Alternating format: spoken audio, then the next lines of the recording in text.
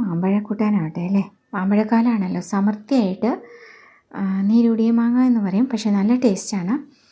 അതുകൊണ്ട് മാത്രം നമ്മൾ അതിൻ്റെ നീരുകൊണ്ട് മാത്രം ഉണ്ടാക്കുക മാമ്പഴം. ഒന്നും ചേർക്കുന്നില്ല, എന്താ പറയുക, നാളികേരം അരച്ച് ചേർക്കുന്നില്ല, തൈര് ചേർക്കുന്നില്ല. അതിൻ്റെ തോലെടുത്തിട്ട് അതിൽ കുറച്ച് വെള്ളം ചേർത്ത് നീരെടുക്കുക, നന്നായിട്ട് നീരെടുക്കുക. ആ നീരിലാണ് നമ്മൾ മാമ്പഴം വേവിക്കുന്നത്.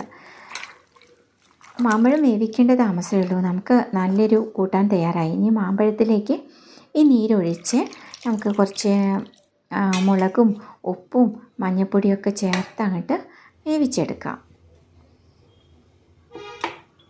അതിലേക്ക് നമ്മൾ കുറച്ച് നെയ്യും ചേർക്കാം.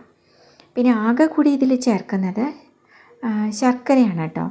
ശർക്കര നമ്മൾ ഒരു അച്ചോ അത് നമുക്ക് നോക്കാം, മധുരം ഒന്ന് തിളച്ച് വരുമ്പോൾ നോക്കാം മധുരമാണോ, പിന്നെ എന്താ ഉപ്പ് കുറവാണോ, എരിവ് കുറവാണോ എന്നൊക്കെ നോക്കി നമുക്ക് ചേർക്കാവുന്നതേ ഉള്ളൂ.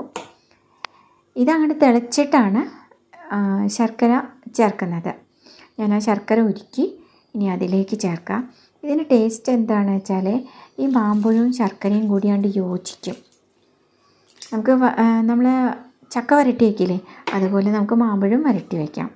ഇത് നന്നായി യോജിച്ച് കഴിഞ്ഞാൽ നമുക്ക് നല്ലൊരു മാമ്പഴ കൂട്ടാനായി. അതിലേക്ക് നെയ്യ് ചേർക്കുക, ഒരു സ്പൂണ് നെയ്യ് ചേർക്കാം. വേറൊരു ടേസ്റ്റാണ്, ഓരോന്നിനും ഓരോ ടേസ്റ്റാണല്ലോ. ഇനി വറുത്തിടുന്നതും നെയ്യിൽ തന്നെ വറുത്തിട്ട് കഴിഞ്ഞാൽ എന്താ പറയുക, ഒരു പ്രത്യേക മാമ്പഴക്കറിയായി. വളരെ എളുപ്പത്തിൽ നമുക്ക് ഉണ്ടാക്കാം. ഉലുവയും കടുകും റെഡ് ചില്ലിയും നെയ്യിൽ വറുത്തിട്ട് ചേർക്കാം, വേറെ ഒന്നും വേണ്ട. ഇനി നമുക്ക് നമ്മുടെ കറിവേപ്പില നന്നായിട്ട് ചേർക്കാം കേട്ടോ. അതും നന്നായി ചേർത്ത് കഴിഞ്ഞാൽ നല്ല സ്വാദിഷ്ടമായൊരു മാമ്പഴക്കറിയാണ്. സമൃദ്ധിയായിട്ട് മാമ്പഴം കിട്ടുന്നവർക്ക് ഇങ്ങനെ ഉണ്ടാക്കാം. ഇനി മാമ്പഴം എങ്ങനെ നമുക്ക് ഓരോ രീതിയിൽ അത് നമുക്ക് പ്രോസസ്സ് ചെയ്ത് വയ്ക്കാമെന്നും കുറേ വീഡിയോസ് ചെയ്തിട്ടുണ്ട്. എല്ലാവരും ഒന്ന് ഇഷ്ടമായാലോ ഒന്ന് കാണുക, ലൈക്ക് ചെയ്യുക, കമൻറ്റ് ചെയ്യുക. അപ്പോൾ ഈ മാമ്പഴ കൂട്ടാൻ എല്ലാവർക്കും ഇഷ്ടമായല്ലോ.